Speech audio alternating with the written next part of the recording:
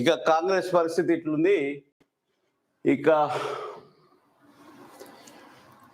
విద్యుత్ ఘాతంతో కార్మికుడి మృతి. యాదాద్రి భువనగిరి జిల్లా మోత్కూరు మండల కేంద్రంలో విద్యుత్ ఘాతంతో ఓ యువకుడు చనిపోయినట. ఆత్మకూరు మండలం పారుపల్లి గ్రామానికి చెందిన బద్దిపడిగ నర్సిరెడ్డి శ్రీలత దంపతులకు ఇద్దరు కుమారులట. అందులో భాస్కర్ రెడ్డి పెద్దోడట.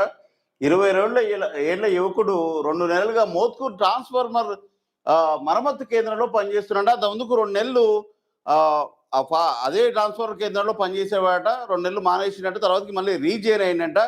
మళ్ళీ ఆ ట్రాన్స్ఫార్మర్ రిపేర్ అయిన తర్వాత దాన్ని రిపేర్ చేసి అది ఎలా ఉందో టెస్ట్ చేసేందుకు మళ్ళీ మెయిన్ స్విచ్ ఆన్ చేయబోయి షాక్ గురై అక్కడికక్కడే స్పృహ కోల్పోతే పక్కన ఉన్న సిబ్బంది తక్షణమే 108 వాహనానికి ఫోన్ చేసి 108 వాహనంలో భువనగిరి ఏరియా హాస్పిటల్కి తీసుకెళ్లే లోపలనే ఆ భాస్కర్ రెడ్డి అనే యువకుడు చనిపోయినట్ట.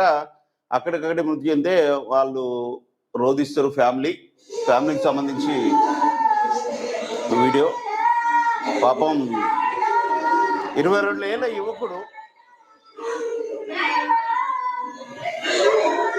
సిబ్బంది సంతాపం వ్యక్తం చేస్తున్నారు. వాళ్ళ తోటి సిబ్బంది అయితే యువకుడికి సంబంధించి అవుట్ సోర్సింగ్ సంబంధించి కాబట్టి, అవుట్ సోర్సింగ్ ఎంప్లాయీ కాబట్టి గవర్నమెంట్ నుంచి ఎలాంటి ఆర్థిక సహాయం కానీ ఏమీ అందట్లేదట.